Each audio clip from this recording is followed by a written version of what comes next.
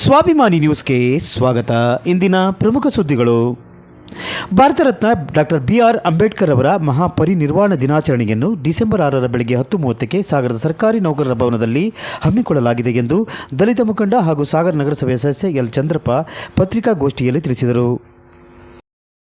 ಭವ್ಯ ಭಾರತದ ಸಂವಿಧಾನ ಶಿಲ್ಪಿ, ಸಾಮಾಜಿಕ ಸಮಾನತೆ, ಅಸ್ಪೃಶ್ಯತೆ ನಿವಾರಣೆಗೆ ಹೋರಾಡಿ ಅತ್ಯುನ್ನತ ಪದವಿ ಸೇರಿದಂತೆ ಇದುವರೆಗೂ ಯಾರೂ ಮಾಡದ ಸಾಧನೆ ಮಾಡಿ ವಿಶ್ವದ ಅಗ್ರಮಾನ್ಯರಾದ ಡಾಕ್ಟರ್ ಬಿ.ಆರ್. ಅಂಬೇಡ್ಕರ್ ಅವರ ಪರಿನಿರ್ವಾಣ ದಿನವನ್ನು ಕರ್ನಾಟಕ ದಲಿತ ಸಂಘರ್ಷ ಸಮಿತಿಯಿಂದ ಆಚರಿಸಲಾಗುವುದು. ಈ ಕಾರ್ಯಕ್ರಮಕ್ಕೆ ಎಲ್ಲರೂ ಭಾಗಿಯಾಗಬೇಕು ಎಂದು ತಿಳಿಸಿದರು. ಪತ್ರಿಕಾಗೋಷ್ಠಿಯಲ್ಲಿ ಸಾಗರ ನಗರಸಭೆಯ ಸದಸ್ಯೆ ಲಲಿತಮ್ಮ, ಕರ್ನಾಟಕ ದಲಿತ ಸಂಘರ್ಷ ಸಮಿತಿಯ ಸಾಗರ ತಾಲೂಕು ಸಂಚಾಲಕ ನಾಗರಾಜ್, ಶಿವಪ್ಪ ಕೌತಿ, ನಾರಾಯಣ ಮಂಡಗಳಲೆ ಸೇರಿದಂತೆ ಅನೇಕರಿದ್ದರು.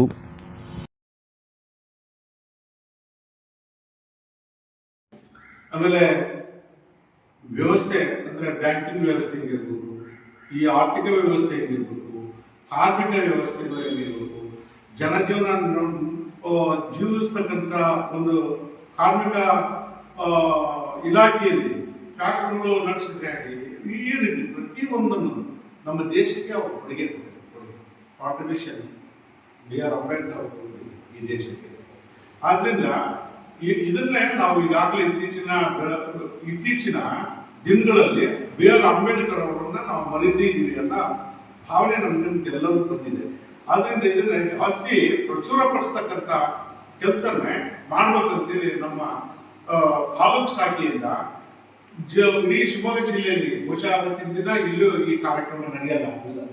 ಈ ಕಾರ್ಯಕ್ರಮ ಅಲ್ಲಿ ಬಂದ್ ಮಾಡಿರೋದ್ರಿಂದ ನಮ್ಮ ರಾಜ್ಯ ಸಂಚಾಲಕರಾಗಿರ್ತಕ್ಕಂಥ ಗುರುಮೂರ್ತಿ ಅವರು ಈ ಕಾರ್ಯಕ್ರಮಕ್ಕೆ ಭಾಗವಹಿಸ್ತಾರೆ.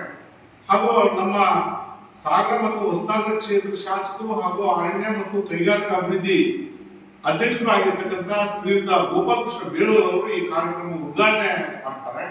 ಮತ್ತೆ ಎಲ್ಲರ ಕೈಯಲ್ಲೂ ಜನಾನುರಾಗಿ ಆಗಿರ್ತಕ್ಕಂಥ ಈ ಭಾಗದ ಉಪವಿಭಾಗಾಧಿಕಾರಿಗಳು ಅಂದ್ರೆ ಎಸಿ ದಿನಾಂಕ 6/12/2024 ಸಂವಿಧಾನ ಶಿಲ್ಪಿ, ಸಾಮಾಜಿಕ ನ್ಯಾಯದ ಹರಿಕಾರ, ಸಮಾಜ ಸುಧಾರಕ, ಅದರಲ್ಲೂ ಮುಖ್ಯವಾಗಿ ಹೆಣ್ಣು ಮಕ್ಕಳ ತಾಯಿ ಅಂತಾನೆ ಹೇಳಬೇಕು, ಬಾಬಾ ಸಾಹೇಬ್ ಅಂಬೇಡ್ಕರ್ ಅವರ ಪರಿನಿರ್ವಾಣ ದಿನಾಚರಣೆಯನ್ನ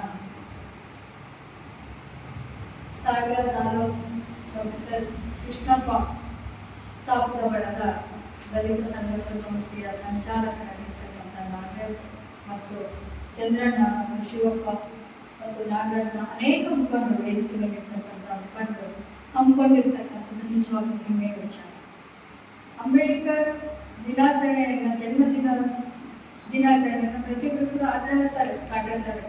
ಆದ್ರೆ ಇದನ್ನ ಅತ್ಯಂತ ಯಶಸ್ವಿಯಾಗಿ ಈ ಕಾರ್ಯಕ್ರಮವನ್ನು ಆಚರಿಸಬೇಕು, ಜನರಿಗೆ ಜಾಗೃತಿಯನ್ನ ಮಾಡಬೇಕು. ಅಂಬೇಡ್ಕರ್ ವಿಚಾರವಾದವನ್ನ ಬದುಕೊಂಡು ಈ ಜೀವನವನ್ನ ಮಡದಿ ಮಕ್ಕಳು ಎಲ್ಲವನ್ನೂ ಕೂಡ ತ್ಯಾಗ ಮಾಡಿ ಇವತ್ತು ಸಂವಿಧಾನವನ್ನು ರಚನೆ ಮಾಡಿರ್ತಕ್ಕಂಥ ಉದ್ದೇಶ ಏನು ಅಂದ್ರೆ ಈ ದೇಶದ ಪ್ರತಿಯೊಬ್ಬ ಪ್ರಜೆ, ಅವರು ಮೇಲ್ಜಾತಿಯಲ್ಲಿರ್ಬೋದು, ಕೆಳಜಾತಿಯಲ್ಲಿರ್ಬೋದು, ಬಡವ ಆಗಿರ್ಬೋದು, ಶ್ರೀಮಂತ ಆಗಿರ್ಬೋದು, ಪ್ರತಿಯೊಬ್ಬರು ಕೂಡ ಈ ದೇಶದ ಸಾಮಾಜಿಕ, ಆರ್ಥಿಕ, ಶೈಕ್ಷಣಿಕ ಒಂದು ಸಮಾನತೆ ಬರಬೇಕು. ಆಗ ಈ ದೇಶ ಭದ್ರವಾಗಿರ್ತದೆ, ಅಭಿವೃದ್ಧಿ ಆಗ್ತದೆ ಅಂತ ಹೇಳಿ ಅಭಿವೃದ್ಧಿಯ ಚಿಂತನಕಾರ ಆಗಿರ್ತಕ್ಕಂಥ ಬಾಬಾ ಸಾಹೇಬರು ಸಂವಿಧಾನವನ್ನು ರಚಿಸಿದರು.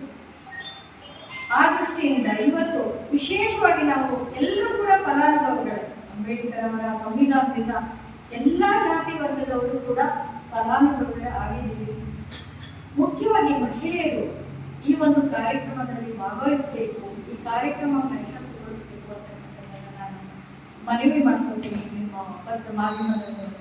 ಯಾಕೆ ಅಂದ್ರೆ ಅವತ್ತು ಸಂವಿಧಾನ ಪಾರ್ಲಿಮೆಂಟ್ನಲ್ಲಿ ಬಾಬಾ ಸಾಹೇಬ್ ಅಂಬೇಡ್ಕರ್ ಅವರು ಹಿಂದೂ ಕೋಡ್ ಬಿಲ್ ಅನ್ನು ಮಂಡಿಸ್ತಾರೆ. ಅದರ ಉದ್ದೇಶ ಏನಪ್ಪಾ ಅಂದ್ರೆ ಹಿಂದೂ ಧರ್ಮದಲ್ಲಿ ನಮ್ಮ ಹೆಣ್ಣು ಮಕ್ಕಳಿಗೆ ನ್ಯಾಯ ಸಿಕ್ಕಿಲ್ಲ ಅನ್ನೋ ಒಂದು ಕಾರಣದಿಂದ ಅದನ್ನು ಮಂಡಿಸ್ತಾರೆ. ಆ ಸಂದರ್ಭದಲ್ಲಿ ಯಾರು ಒಪ್ಪೋದಿಲ್ಲ, ಆ ಮಸೂದೆ ಬಿಟ್ಟು ಹೋಗುತ್ತೆ. ಆ ಸಂದರ್ಭದಲ್ಲಿ ನಾನು ಈ ದೇಶದ ಒಬ್ಬ ಕಾನೂನು ಮಂತ್ರಿಯಾಗಿ ನಮ್ಮ ದೇಶದ ಹೆಣ್ಣು ಮಕ್ಕಳಿಗೆ ನ್ಯಾಯ ಒದಗಿಸಲಿಕ್ಕೆ ಆಗಲಿಲ್ಲ ಅಂತ ತುಂಬಾ ನೋವಿನಿಂದ ಅವೇನು ಮಾಡ್ತಾರೆ ಅಂದ್ರೆ ನಮ್ಮ ಕಾನೂನು